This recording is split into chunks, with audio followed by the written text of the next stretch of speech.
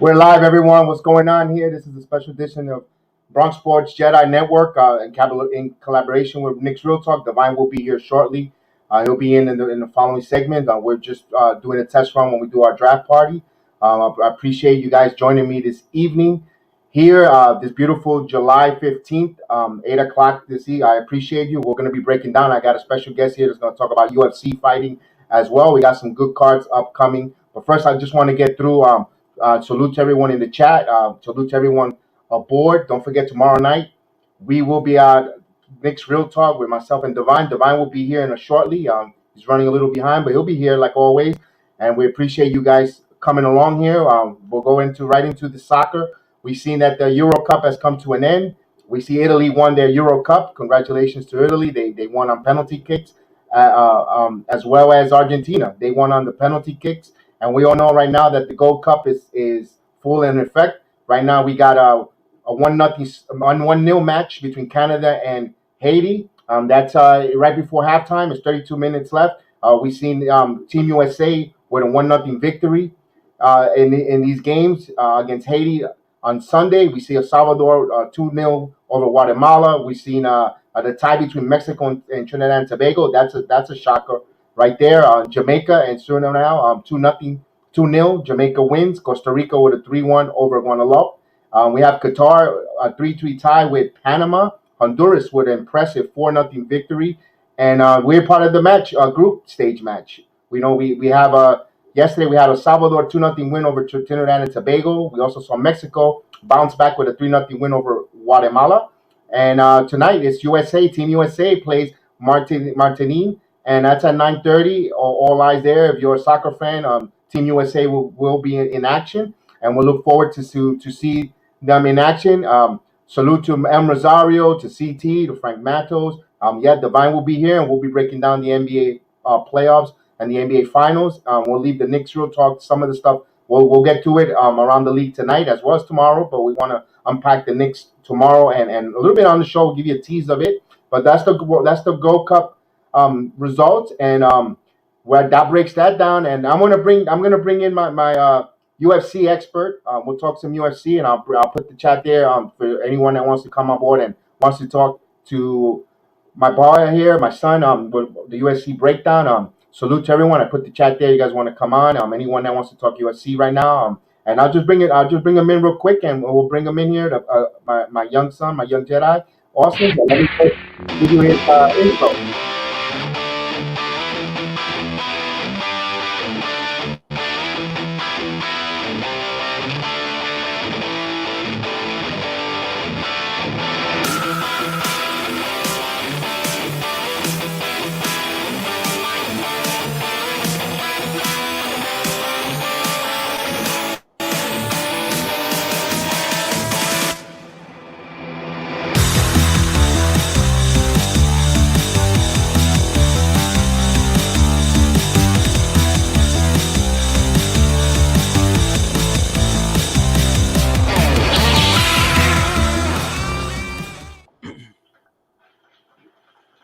And no further ado, Austin, welcome aboard. What's going on, my young man? How are you? I'm doing all right. You doing all right yourself? I'm doing well. Thank you for asking. We're gonna break into it. Let's go with UFC 264. We saw last weekend in the T-Mobile Arena. We seen the. Let's start with the heavyweight. Excuse me, the main event between Conor McGregor and Justin Poirier. I want to hear your thoughts and the aftermath on that. Well, it was a very, interesting fight to say the least, obviously. I mean, Connor like early on was, attacking aggressive against Dustin, throw the leg kicks, but then when Dustin stung him, I believe like 2 minutes left in the round or somewhere between 3 and 2 minutes. I don't remember what part. Connor goes for a guillotine, which is very uncharacteristic of Conor McGregor to go for a guillotine, especially against a black belt Poirier, which he escapes the 10 easily, just lands some vicious shots on him on the ground. And McGregor was fighting back, but still Poirier was still in control. And then obviously, I think within like 30 seconds left, they both get up, and I think McGregor. I think he went for a kick, I believe, or something. And I'm trying to remember. I'm forgetting where Conor McGregor broke his leg. We all know what happened. McGregor breaks his leg. He lands it. It's the horrible scene, and the fight ends at the first round. Doctor stoppage. Poirier wins. Poirier won the trilogy. And we got the whole aftermath where Joe Rogan's interviewing McGregor on the man. McGregor's very angry still, calling Poirier's wife a hoe because she DM'd him, which who knows what she was even messaging before, and all that mess. And it's a lot of it's be interesting to see. It seems like McGregor has already had surgery successful. He said he's been on crutches for 6 weeks, I believe, and I don't know like how long the injury is going to take to recover. And I heard from Dominic Cruz in the post show that it was going to be like 6 months, potential 6 months for it to heal up. So maybe probably a year before we see McGregor fight again. I don't know. I'm not a doctor. I don't know McGregor's body. I don't know how long it may heal quicker. Who knows? But yeah, but Poirier, see, like took after he hurt McGregor in the feet and like the middle part of the first round. So it was like Poirier's round basically. Stunned him, McGregor for the guillotine, big mistake. Poirier was able to land some shots on the ground. I think he busted McGregor's ear. If you remember, he had like that blood coming out of his like left ear, Right, and right. also threw some elbows and stuff. And it seemed like who knows what happened around round two? But even then, I don't know if McGregor had shit. Who knows what shot McGregor would have had in the second round, or even the rest of the fight. It went to the second round. If he didn't injure his leg. Right. I want to quickly salute Frank Matos, CT, the streets are buzzing, M. Rosario, Camilio, Jorge Puentes. What's going on? I'm glad you're here. We're here breaking down the UFC portion of the Bronx Sports Jedi Network and Nick's Real Talk with Divine. He'll be on shortly. He'll be coming on pretty soon. And we've seen that. What do you think is this aftermath with this fight? Would there be a fourth fight in near future, or would it take time, or are they just done with that and been there, done that, and you're gonna leave one McGregor with ill feelings of wanting to fight Poirier, and Poirier just don't want to deal with it. Well, Poirier afterwards say he's willing to do the fourth fight. That probably wouldn't mind doing the fourth fight. I think it's more of hatred of McGregor after the aftermath of what happened.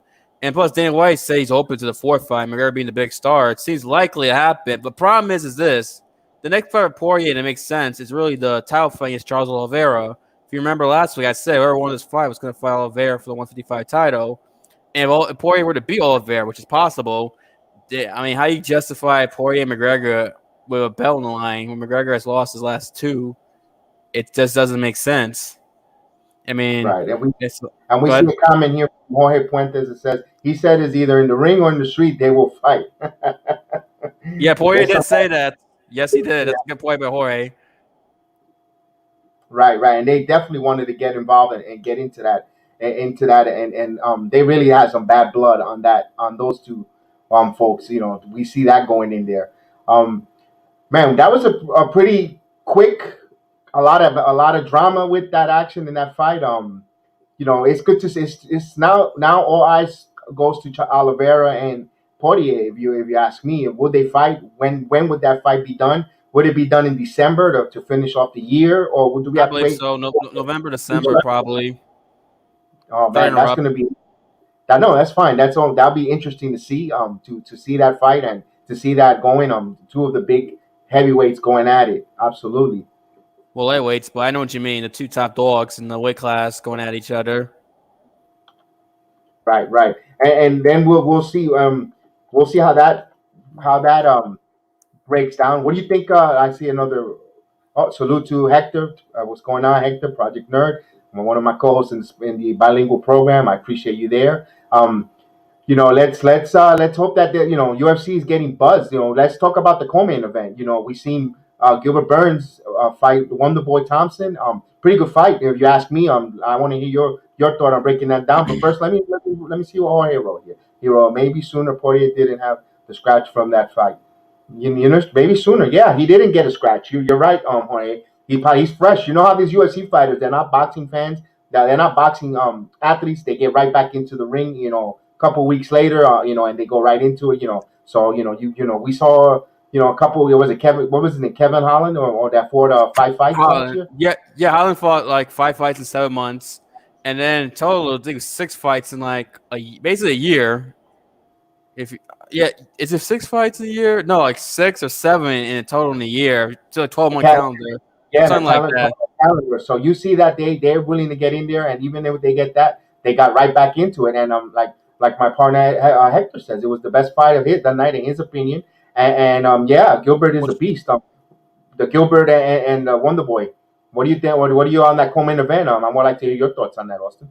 at the beginning, it was slow. Like I get what the crowd was booing. It was unjust. I mean, the fight. Whole main card was great. You could say they were all spoiled, but same time, in the beginning, it seemed like Gilbert was more so like trying to just he took him down, but he wasn't like doing anything with it. He wasn't going for submissions. He wasn't trying to hit him in the first round. I'm talking about early on when he took him down. But then later on, like in the final 10 seconds, he started going for strikes and strikes, and it was, and then the second round picked up the action.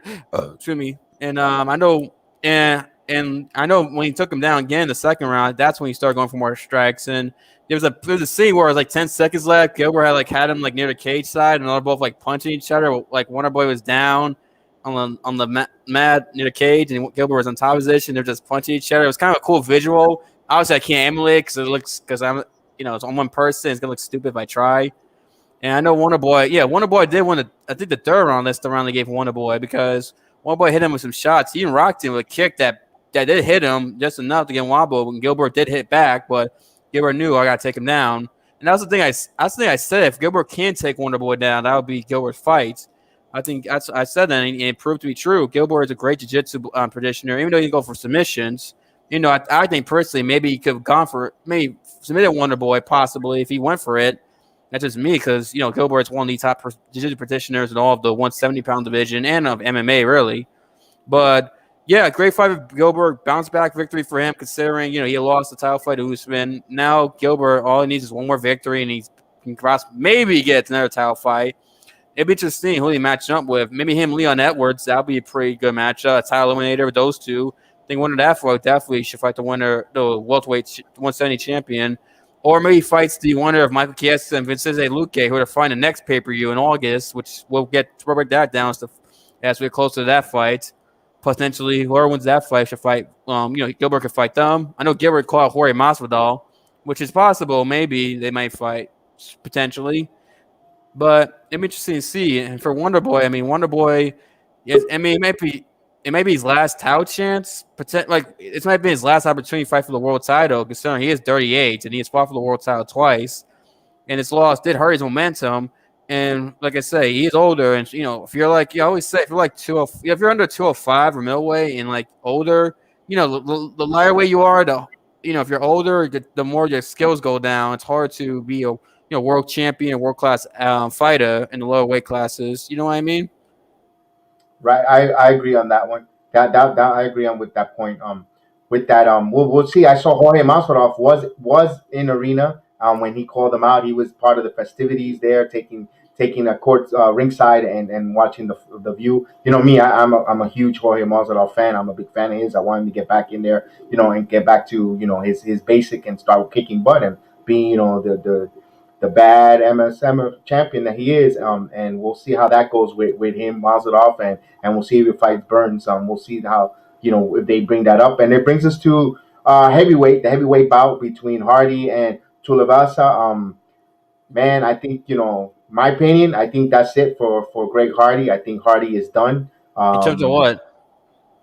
I don't think he'll. I think UFC might not even continue give him fights, or he'll be Uh, he'll be on some, or they'll bury him on some deep prelims. I don't see him getting a sniff of a co-main event, or right before the main co-main event, or even in the prelims main event. I think he's going to be like an afterthought until he starts getting put a couple of impressive wins in a row with him. I know a lot of people like to see him fail and lose to, but he's trying to restart his career, restart everything. But let's see what happens with that. What's your opinion on that one?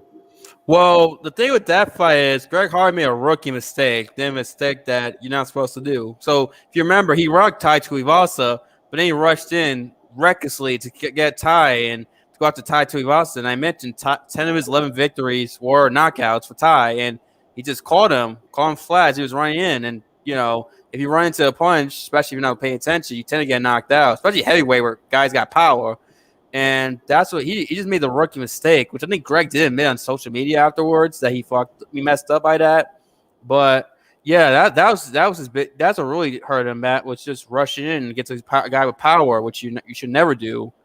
And that's how he got knocked out.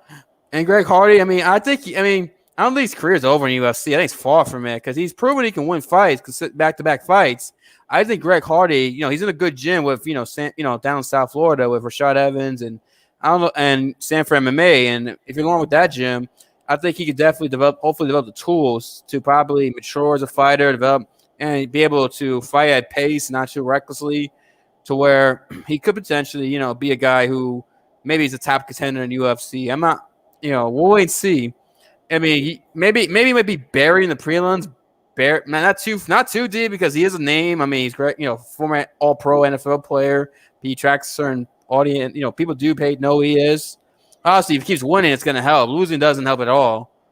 But well, we'll see. Maybe they'll give him an easier fight considering he's fought Tai Tuivasa, who's ranked number 12, who was 12, and he's now 12-3, and he's won his last 4 fights now. And then before that was Tabora, who was on a roll, who's now won like 5 in a row or 6 out of 7 now. So maybe if they give him someone that's not like on a roll, maybe he can bounce back. But excuse me, but but we'll see. And for Tai Tuivasa, since he is the winner of the fight, I like to see him fight top 10 heavyweight, obviously. Maybe Alexander Volkov potentially. I think that'll be a fun fight. Or maybe it's Jairzinho Rosenstruck for Tai Tuivasa. I mean, because Tai looked like one. He had that 3-fight skip, but then, like I said, he won 3 in a row going this fight. Now he's won 4 in a row, and Tai is from Australia, and Australia's been a big market for the UFC, especially a lot of the biggest shows in terms of crowd attendance. We're all in Australia, so MMA and UFC is really popular down under. It'd be great to have another Australian guy, rise to the ranks, considering how well that market is for them. And plus, he's got fun personality, knockout power. He even does that. I fucking hate that shoey, the disgusting, nasty ass shoey, which you saw the abomination that is to society.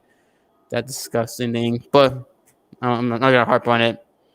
That's unorthodox. Yeah, that's a little bit in these times with remember, guys, COVID-19 is out there. Wear your mask. Do your it's coming around again. Get your vaccines if you believe in getting the vaccines. Wash your hands. The social distancing still. Even if you want to continue, please continue wearing a mask for the others. Be considerate. Let's nip this in the bud. Let's not have these strands of COVID-19 come back again, and let's be cautious. Let's we know we're going to get through this. We're getting back together, but unfortunately this COVID-19 different strands are trying to mutate and return. So as a public service announcement, let's do our thing. Let's do our part individually to stop the spread of the COVID-19 and all different strands. So the hygiene is the main important thing out of all of this. And yeah, and speaking of the hygiene, I wasn't fond of him drinking alcohol or beer in this case out of any random person's shoe. I mean, it is kind of familiar. People sweat, and it's kind of unorthodox. I guess that's what separates him and makes Well, him a apparently novelty. it's an Australia thing. Apparently, some people in Australia do it. It's like somewhat popular down under. It's like Okay, well we'll find that out because maybe tomorrow when I see CT, or if CT comes on a little later, if he wants to get involved, we'll ask him about that weird custom because he's our correspondent from down under that comes on Nick's Real Talk. He's always there. The streets are buzzing. A shout out to him, and shout out to I actually before we run, I want to give a shout out to our main man Spree. We're thinking about you. I know you took a time off, for the season is off and taking care of your business, but hey, man, well, I know you listen to the streams, and I know you're out there, and I know we're thinking about you, buddy, and I know you're out there, Spree, and we can't wait to have you come back on Nick's Real Talk and maybe visit me down here in Bronx Jedi Sports Network as well, and to continue having our chats, man. We become family and become talking to you, and we haven't forgotten about you. That's our message to you, and I appreciate you listening to us, Spree, and yeah. So back to the cards, Austin, I yeah, want to go give a. ahead. I want to talk to women's fight. Arena Aldana with bounce back performance against Yana Kunitskaya. I have a hard time sometimes East European names. I thought I'll get used to them. I mean, Aldana, she. I think she broke. I don't know if she broke Kunitskaya's nose. I think she did. Could be wrong, but she just picked her apart for her boxing and finished her in the first round. In the for like a few sec, like four. Like I think like within less than a minute left to go in the first round. I do remember that. And like I said, it was great for her considering she was on a roll before her last fight. Not this one, the one before against Holly Holm, where she didn't have a great performance. It was heavily criticized, and rightfully so, because because it looked like she got lost in the moments. Where here, in this big moment, with on a Conor McGregor pay per view, she stepped up and was able to use her boxing well and got the bounce back victory. And maybe it's the fact that Bram Moreno's first Mexican born champion in the UFC. Seems like it's lit a fire under Mexican fighters to go out there and have great performances. It gives them inspiration, hope that maybe they can be a champion too. So I'm interested to see. And shout congratulations to her. I think she got one of the performance bonuses because she really had one of the better performances that night. Speaking of performance bonuses, we can talk about the first fight of the card: Sean O'Malley against Chris Mutano. I mean, yeah, Mutano. I mean, I didn't think he's gonna last that long. That shocked me. Because I thought Mutano had his 2-2 in the last four in the regional scene, late replacement, but that kid got hard. That's what he got. And tough chin. I mean, O'Malley I think he threw what was it, the most significant strikes in a 3-round fight in UFC history, something crazy. O'Malley's got power too. I mean, he's locked a lot of dudes out, and he just kept picking him apart, punching him and hurting him. And he dropped and almost finished in the first round, but Mutano survived the second round, and even to the third round before Herb Dean stopped it, which I did not agree with at all. I thought it was a bad stoppage. I mean, yes, he took a lot of damage, but he still kept going forward. It wasn't like he was wobbly and about doing this or on verge of collapsing. He still was going forward, trying to fight. It's just, he still was. And my thing is, if you're gonna stop it there, you could have easily stopped after the first round. Because you remember after the first round, he was wobbly and not in there, Mutano, and you could have stopped it then. I mean, you didn't. Here in third round, he still was actively trying to fight, even though he was losing. Even though Sean O'Malley was on his way to a clear-cut decision victory, and Sean O'Malley looks great. I mean, Sean O'Malley's very has a lot of great skills. Now it'd be interesting to see if he still step up a competition. I mean, he did call several guys who are ranked ahead of him. I mean, only mine maybe a Dominic Cruz in him, maybe not Rob Font, but I'm trying Cody. Well, maybe not Cody Garbrandt, considering how the rankings work with Cody, but maybe Pedro Munoz if he were to does he have a fight coming up? I'm trying to remember. Someone like Pedro Munoz, he doesn't have a fight coming up, maybe, or Frankie Edgar, maybe. That'd be a fun fight. Frankie Edgar and Sean O'Malley potentially. But yeah, sure. Oh yeah, Sean O'Malley definitely, definitely, showing that he has potential to be a top 10 contender. Like I said, Chris Mutano, tough, very, very tough, has heart, it does have some skills. Like to see him get another fight in UFC to prove himself. Maybe more time to prepare and not someone that's on a roll like Sean O'Malley. I agree. I agree with that. So you see that those are his upcoming potential fights there. I do want to talk about the main event of the prelims. Griffin and Conduit was a good fight, man. To close out the main event of the prelim, I thought it was a pretty good fight. Even the Price and Polera, they were really good all in all around. On every fight from the early prelims to all the way, it was a really good card. 264 was very impressive. Very very good. And I want to salute the city for real, my main man, City. Man, we're hoping that we get Darth City on here to the Sports Jedi Network, man. One of these days, we miss seeing him. The Jedi's wanna talk to Darth Sidious, man. Hopefully he come out one of these days. City. Salute to everyone out there. Everyone that's joining us. And what do you want to do? What's your opinion on the co-main event of the prelims?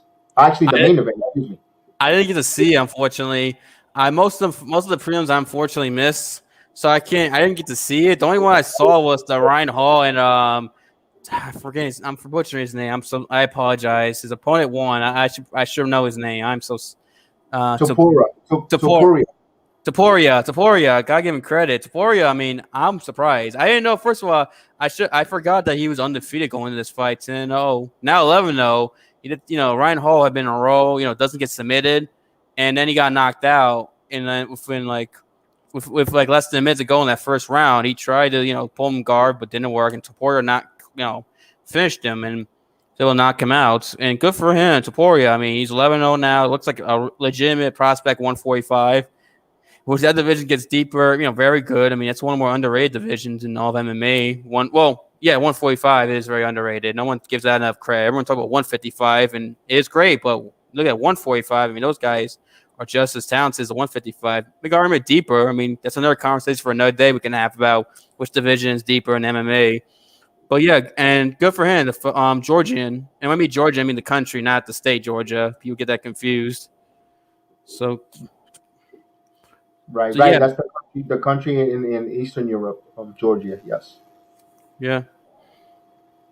And let me ask you this: before we wrap up the 264 and go into the upcoming weekend fights coming up.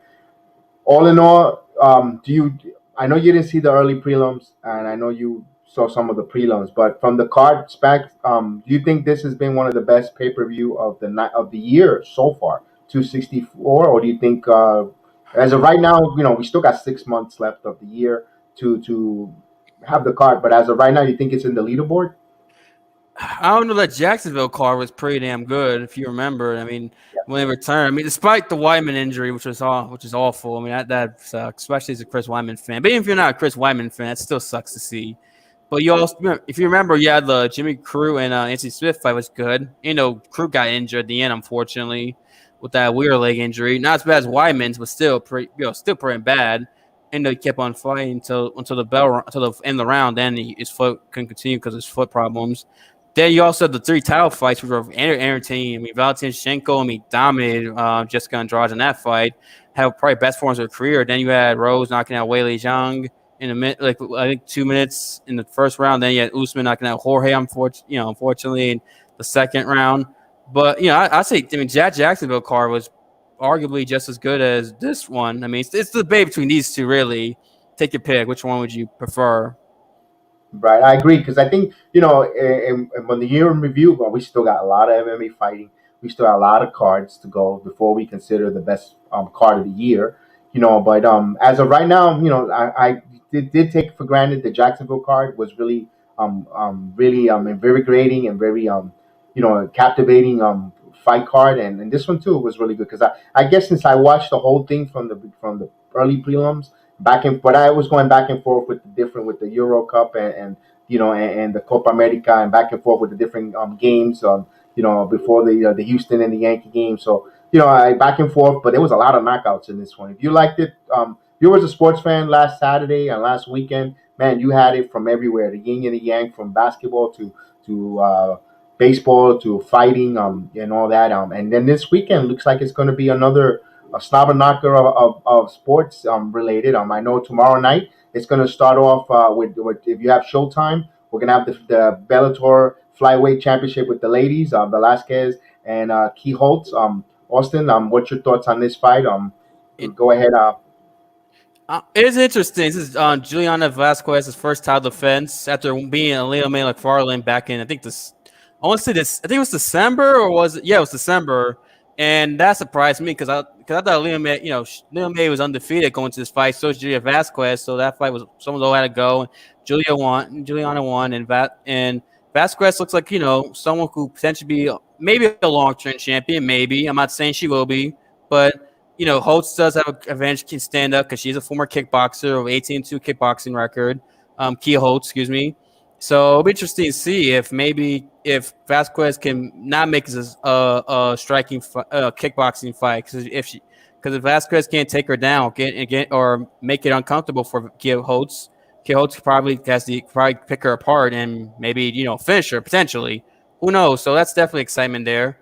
And also the co-main event, you got Mammoth Shown and fighting. Which if you're if someone's watching UFC for a long time, go back to Ultimate Fighter. Mammoth Shown's there, so that's be something for for a long time MMA fan to enjoy.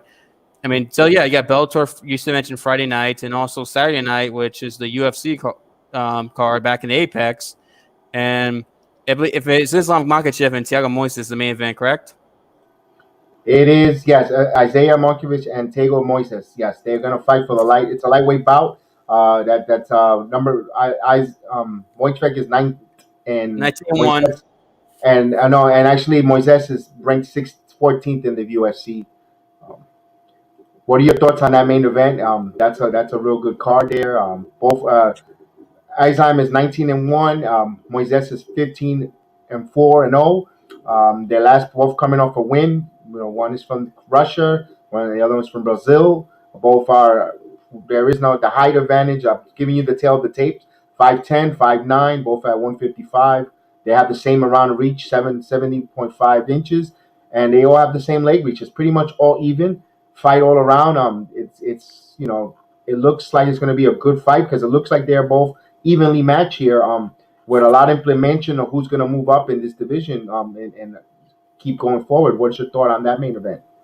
Well, I'm very excited because even though for some reason I thought Dillashaw saying it was this week, even though it was next week for some odd reason, but I am excited to see Islam Makhachev because I am a big Islam Makhachev fan because I do believe this is his division, that he is going to be the one end of the day who will rule this division. Because for those of you who don't know, he's Habib's training partner, his main sparring partner. A lot of ways, his protege, even though he's only a few years younger than him, and those two have known each other since they were like children back in Dagestan, Russia, and Islam is 19-1. I mean, the guy has great ground grappling, but his striking is better than Habib's. That's the one thing that you may have over Habib's, the striking aspect. But his grappling is very good. He's a combat sambo champion, which a lot of those guys are very good at sambo, which is like a Russian martial art involving grappling and striking as well. Mostly grappling and based in Russia and in other Eastern European countries they practice it too, but it's based in Russia. And Thiago Moises is, like I said, 15-4. He's been on a roll lately. I forget his winning streak. I don't know why. I'm probably just forgetting stuff tonight. But Moises, tends to be more of a stand-up fighter who's probably gonna want to make it more like a dirty boxing fight and try and make get in Islam's face, put pressure on him because that's probably his best way of winning. Whereas if Islam controls the pace and is able to grapple with him and grapple him to death and take him down like he did with Drew Dober, I mean, Moses is going to have a tough time Saturday night. And I do think Islam's going to win personally. Probably the decision because I don't. No, is it possible Islam beats him later rounds? Possible, but I think Thiago Moises is tough enough to where I mean, I'd be impressed if Islam's able to beat, finish Thiago Moises. But yeah, I like Islam in this fight, and I'm pretty sure he's the betting favorite, as he probably should be. And like I said, I do think this is the beginning of his title push. His push to the top championship, obviously being Thiago Moises, and maybe find someone top 10 afterwards. But it's MMA. We'll see Saturday night because you never know with MMA. Things change. Hello. So looks like technical difficulties. I apologize for that. Technology sometimes. Yeah, absolutely. But for that little technical difficulty. Thanks for holding it down there. Sorry, I'm a little technical difficulties. Our apologies for that. It looks like there's some bad weather here, unfortunately, in Central Florida at the moment. And we are back on. Yes. Okay, Austin. We'll go to the second fight of that night. It's going to be Miesha Tate returning to the ring against Marion Reneau. Go ahead and break that down.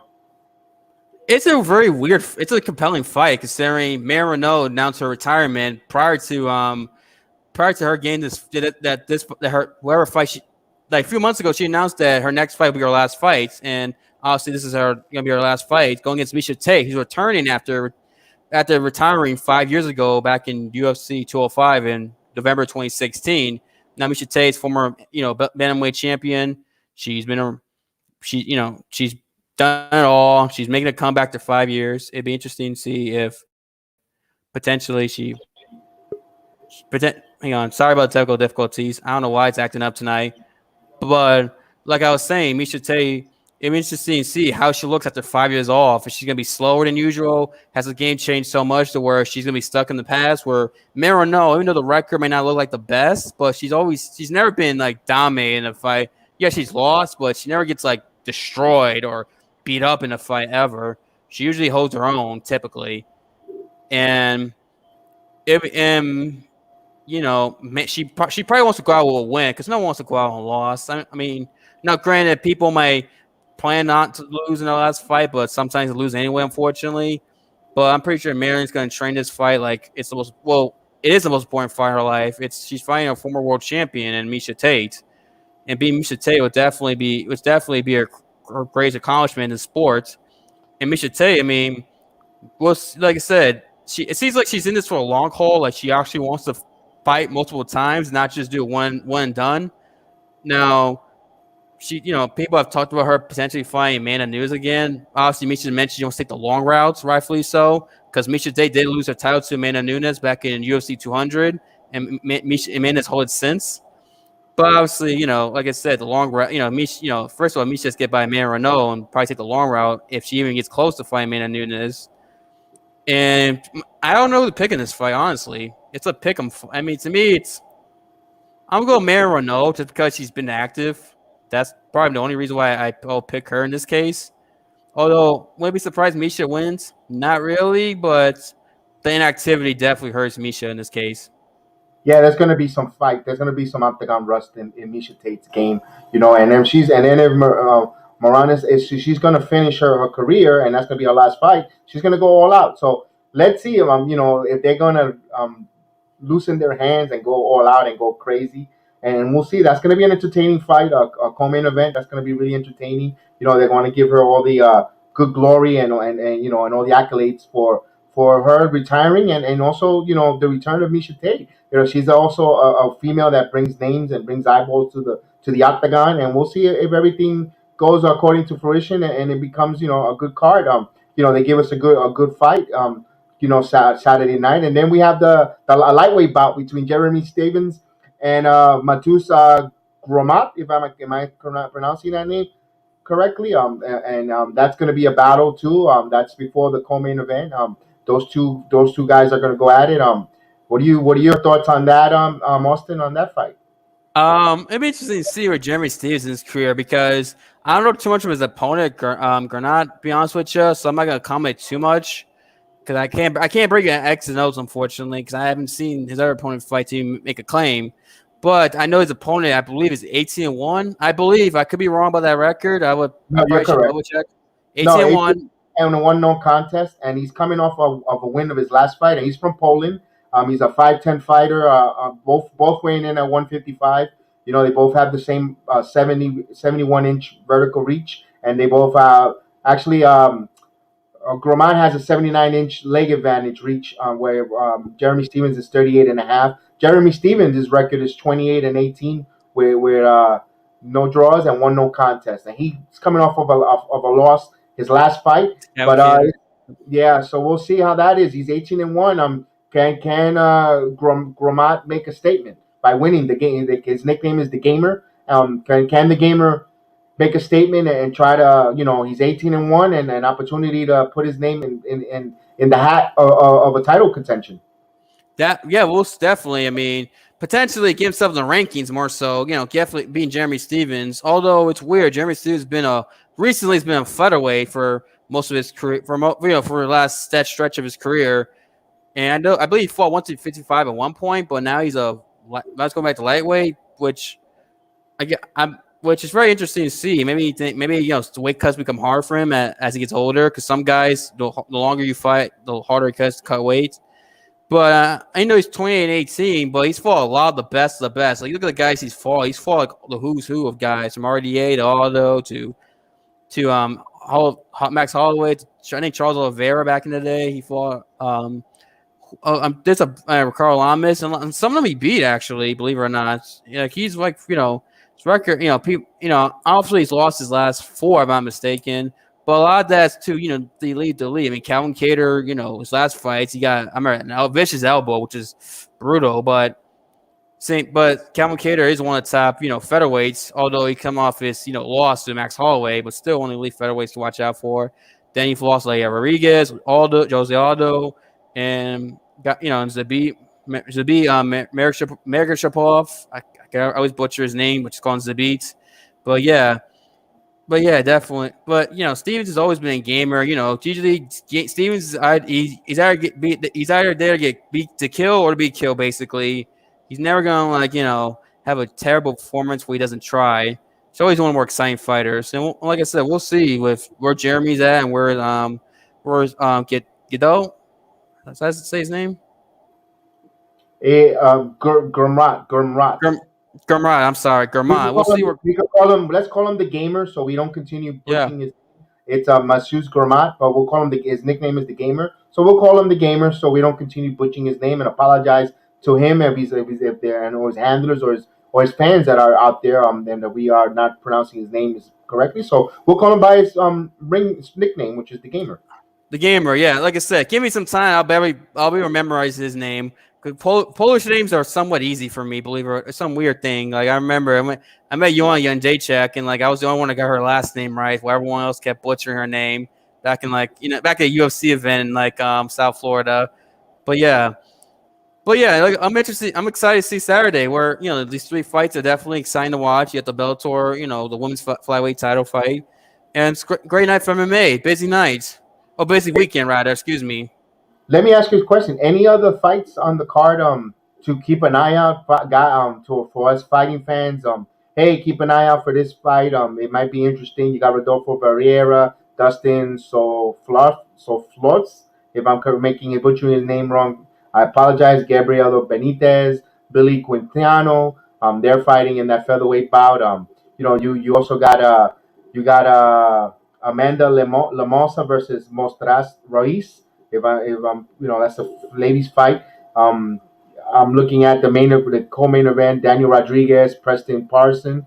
Any names there? I also Anderson Dos Santos is gonna fight against Miles Johns.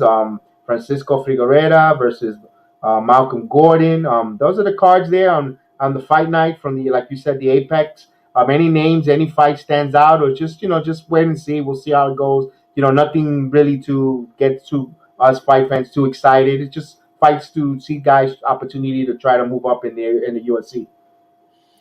Probably, yeah, a little bit of that. I mean, hang on. Let me just check. Wait. Sure. Probably Daniel. Let me see. I'm trying to. The Daniel Rodriguez, probably. Yeah, especially Daniel Rodriguez. He seems like a guy. I've seen some of his fights. I know he beat Mike Perry in his last fight in April. Rodriguez is definitely a guy to keep an eye out for potentially. We'd like to see maybe if he can be a contender, possibly. Well, he's fighting Preston Person, who's making his UFC debut. He has no records right now. Daniel Rodriguez coming off a win. He's 14-2-0. Right now, according to the tail of the tape, Rodriguez is a bit taller than his opponent. I have no idea who Preston Parson is. He's making his debut. Everything seems even. The reach, the weight. Just that he has a 2-inch of height advantage over the unknown opponent. But we don't know what's going to happen there going forward with that. We'll see how that goes. We'll see how that fight goes. We'll see how that. And one that I want to see, I get how do you pronounce her first name, Austin? Her name is Gonji Rodriguez. What's it? Mosereta Ruiz. And she's fighting Amanda Lemos. They both are 19-1.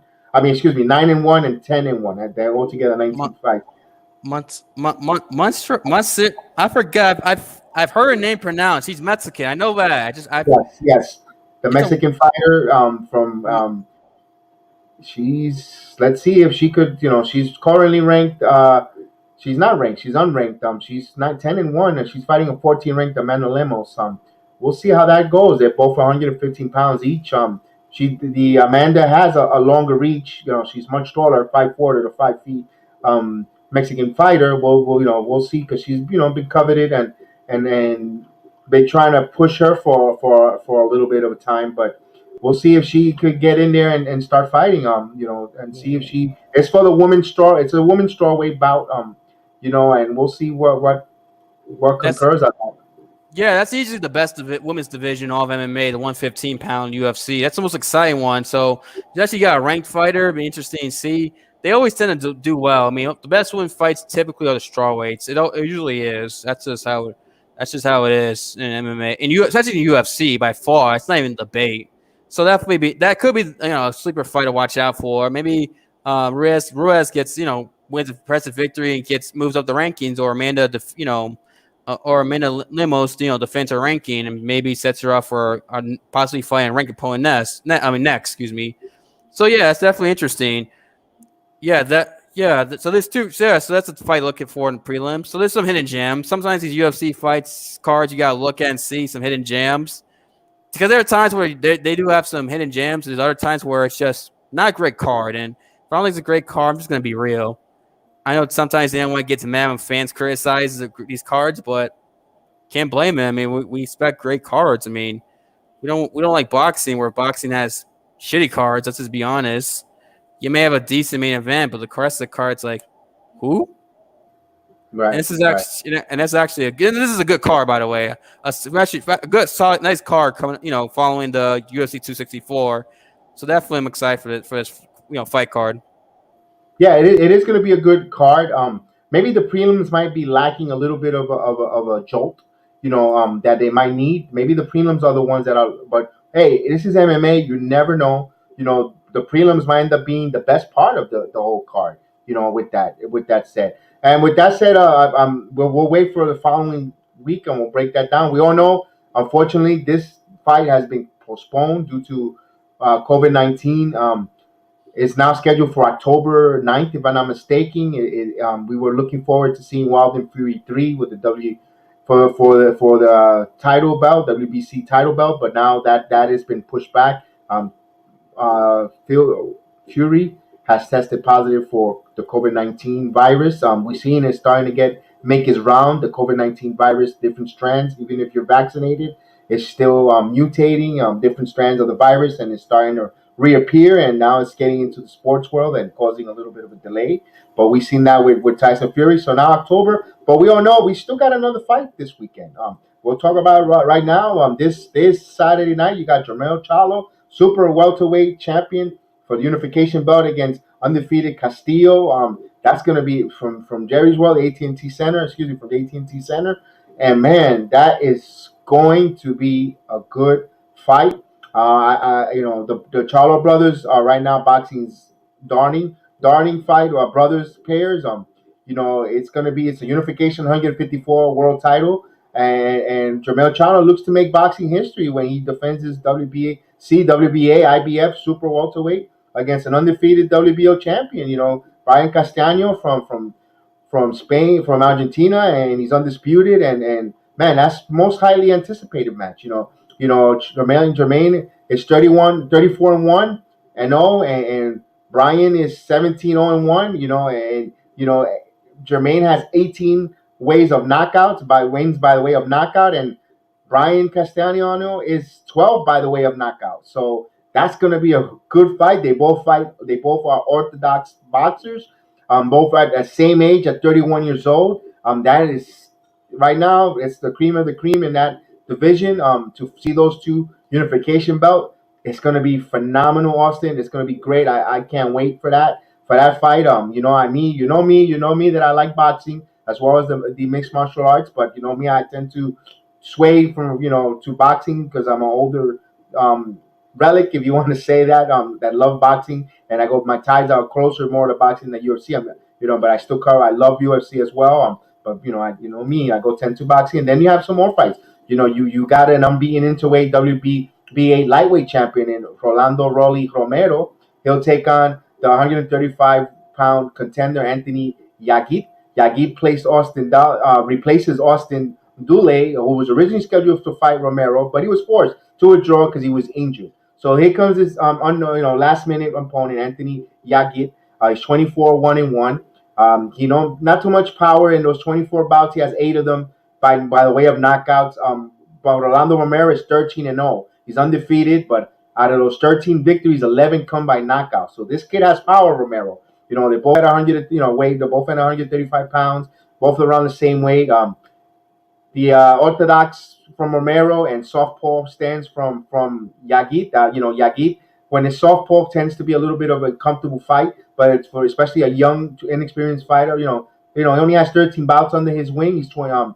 Romero is 25 years old, and Yagit is 29. So last minute on southpaw fighter doesn't have too much power, so that's a little bit of an ease for Romero to fight, and that could give him a little bit of a comfort, get comfortable there, and get some experience. That's a good fight. And then the final fight of the night there in that card, you got unbeaten middleweight Ascar Valdel meets veteran contender Emmanuel Alim in a 10-round.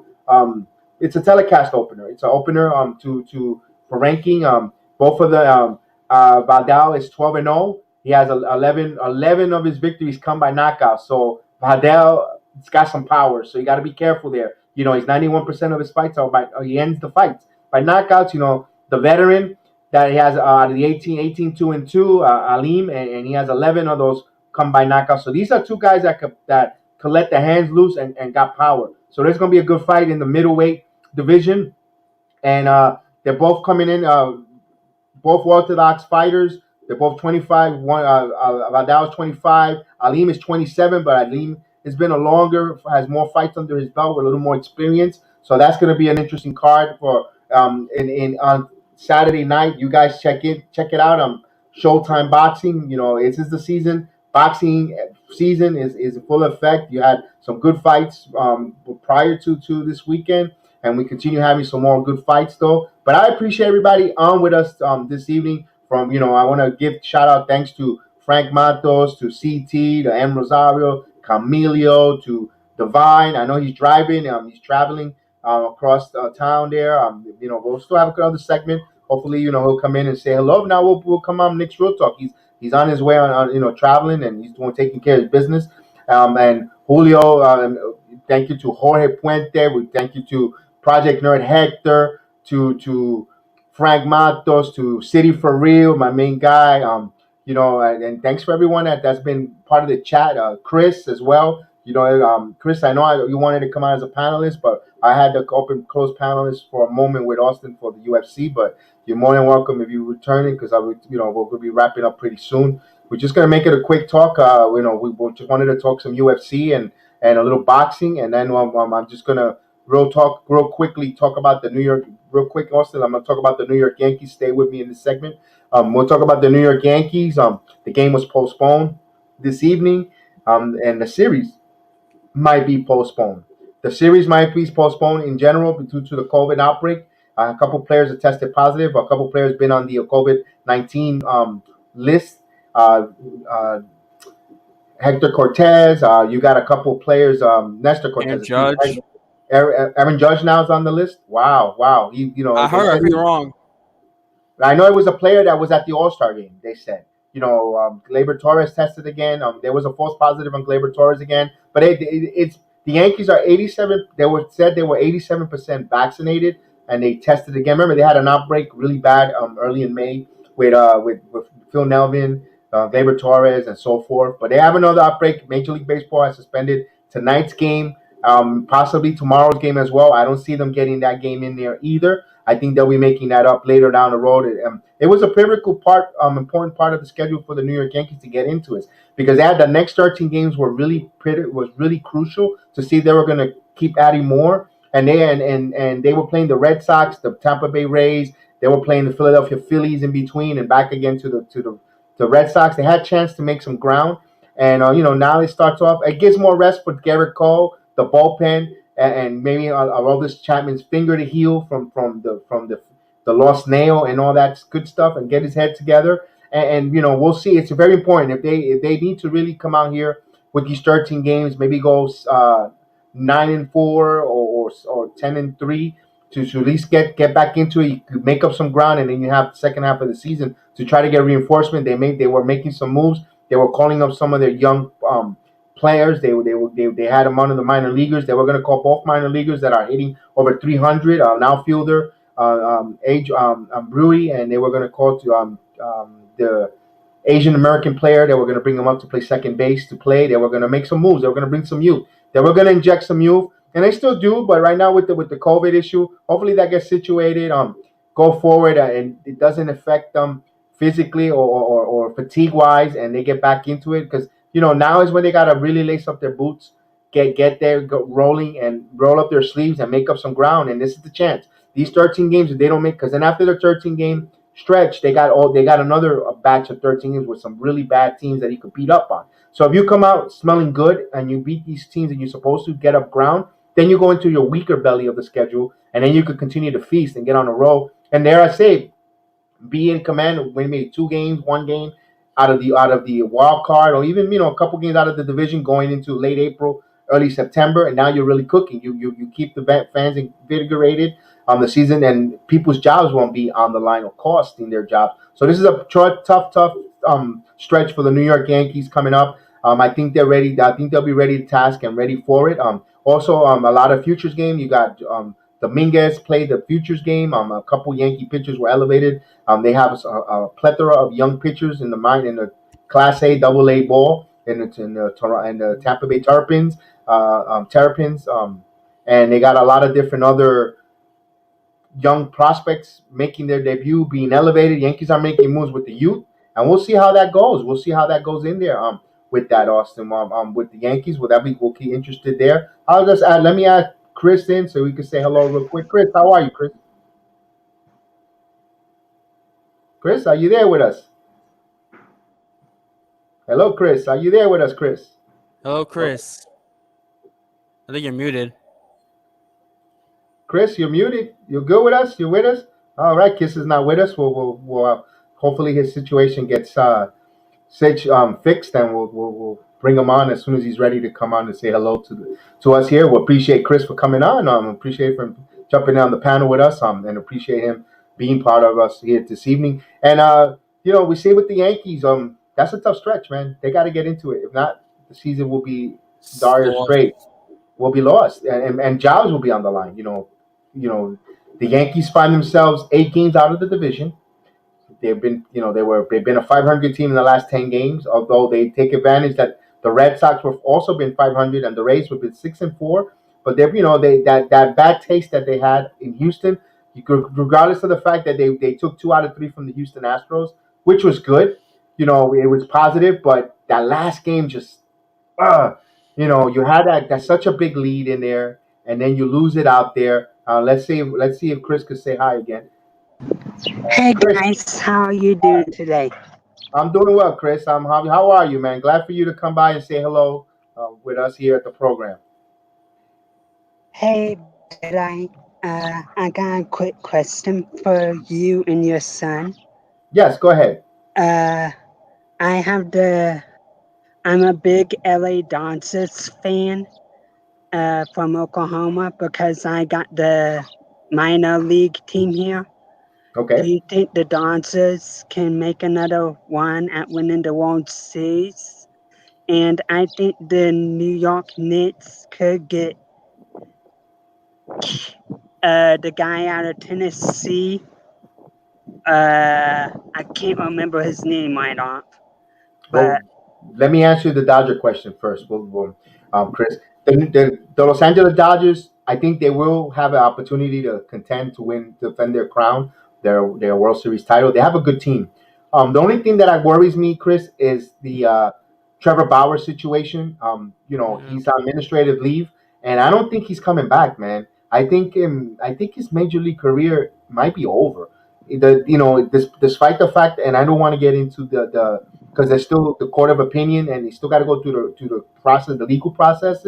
But it doesn't look good, Chris. It doesn't look good, even though it says it's consensual and all that. It just I don't think he'll make it back this season, and I don't think he'll even play for the Dodgers. But one thing I like about the Dodgers that they will add talent.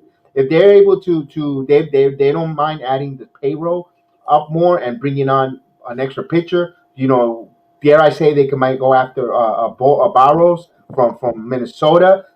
To watch out for that name. You can see them. Looking for even Madison Bumgarner. If Oh, Arizona's willing to I ship will from. love Madison Bumgarner.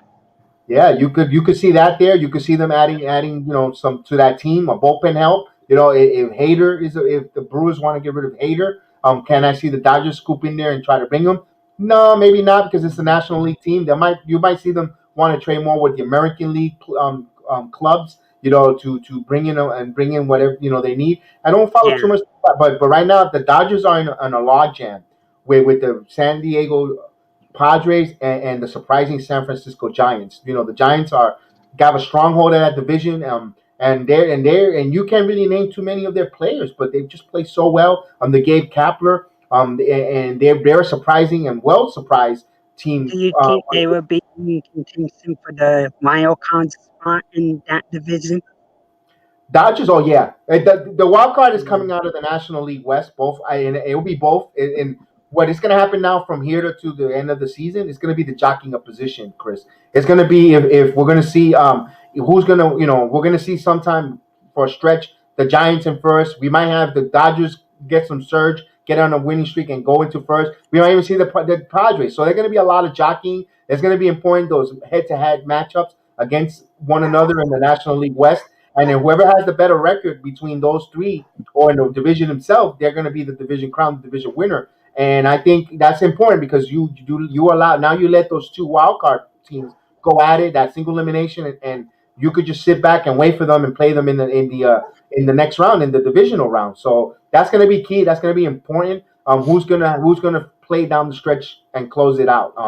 Chris. But I like your Dodgers' chances, even if they get into the wild card to win that wild card game. You got Kershaw. You got a lot of good Walker Buehler, Mookie Betts, Cody Bellinger. Yeah, Bellinger, Muncy. Those guys are good there, man. They're the world defending world champions.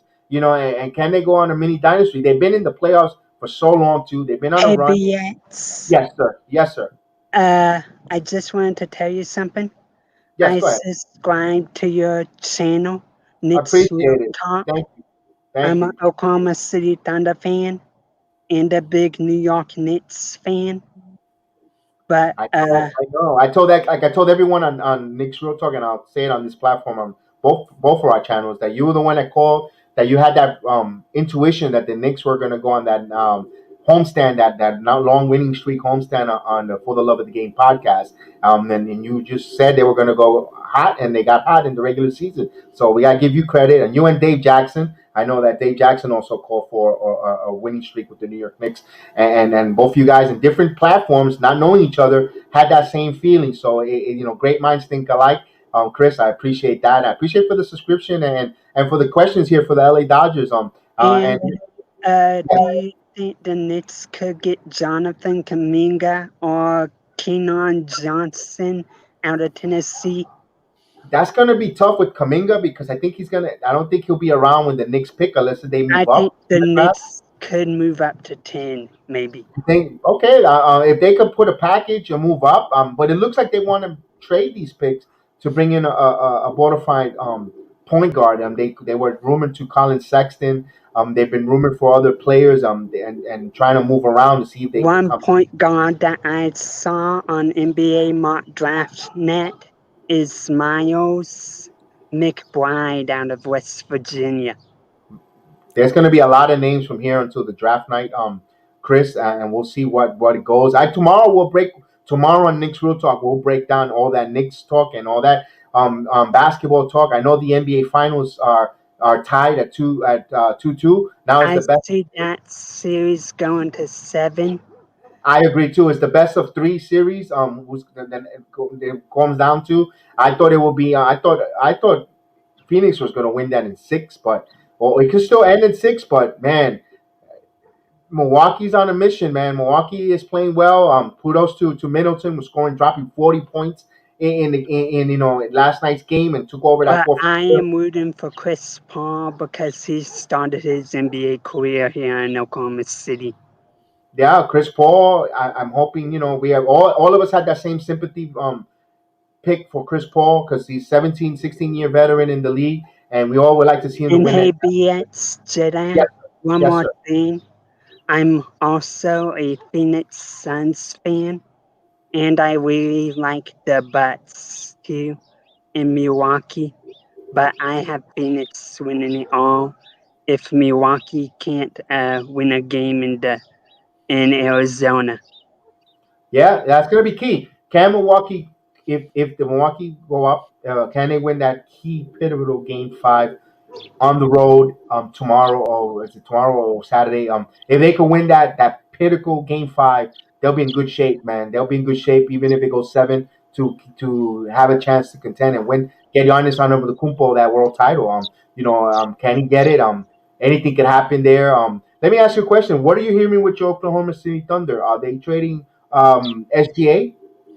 Uh, I don't think so, but what I heard, they could trade up to with Detroit to maybe get Cade Cunningham or something like that, That'd be or that. trade up But to 2 let me or let me ask 3. you something. But if they get Kate Cunningham, they have too many of the same position because you got Dork, you got SGH, I you heard that they could get Cade, Evan Mobley, or Jalen Suggs, one of that those 3 that guys. makes Mobley makes more sense. With that, Oh, to sorry forward. about that. That's No, it's that's okay. my dog. No, that's okay. We have one here too that he'll be barking in a minute to say hello to because our dog always does that every I'm program. outside right now. That's cool. But anyway, listen, tomorrow, Nick's Real Talk, come on board. Throw up in your name in the chat. We appreciate you subscribing, hit that notification so when we come on or whenever we do the program, you could be part of the chat and you could join us. We're gonna end the program tonight. If I don't be on tomorrow, I will be watching you guys. I love you Absolutely, so, man. You and your man. son Hey, Chris, I and appreciate you Divine. coming You on. guys are awesome. Salute to Uh, you. I know he appreciates that. I know he appreciates everyone. That's where the chat is where it's at. That's the motto of our program. Our chat. Without the chat, we are not a show. We do it for your love of your fans, and we're a fan from a fan to the fans, and we provide that. And we're nothing without you guys. So we're artist participation program, and we're gonna wrap up in a minute. We want to thank you, Chris, for coming aboard with us, and I appreciate you coming on. And don't be a stranger. And always, hey, go Dodgers. We'll keep whenever the Dodgers are winning, I'm gonna think about you, and I know and anything I hear from the Dodgers baseball wise, I'll make sure that I get a hold of you and be able to let you know that what's going on with the Dodger land. And we appreciate you, Chris. Thank you so much, and it was a pleasure speaking with you. We'll talk to you on next time. And then guys, before we go out, just want to talk about a little bit about wrestling. Just want to put a in memorial, rest in peace to Mr. Wonderful Paul Orndorff. I Heard about remember. that, yeah. Yeah, Glad. a childhood wrestler of mine, against with Hulk Hogan, and and I appreciate rest in peace to Mr. Wonderful Paul Orndorff, part of the with also him and Rick Martel and all those different tag teams, young stallions and Mr. Wonderful, what a wrestler, good memories of my childhood with him. Rest in peace, and we'll see them. We'll break down the wrestling some other time. I just wanted to make the program a little short. Just wanted to see how it ran between both Briggs Real Talk and BX Sports Jedi collaborating. Because remember, we're gonna have the draft party here on this program on both networks and possibly a third one. But we want to appreciate you. We thank you guys for subscribing. To Chris, appreciate you subscribing and being part of the program, being on and speaking with us. Divine, safe travels. I know you're taking care of business. The same thing to Project Hector Nerd, to Frank Matos, to Jorge Puentes, to City for Real, Dark City that he might come on here, Hector, Jorge, from Mikey to Camilio to Tim Smith, CT. We appreciate, man. We thank you, every one of you guys, because you guys, man, you guys make this program spectacular, and we definitely appreciate you guys part of the program. Don't forget tomorrow. We'll see you tomorrow, guys.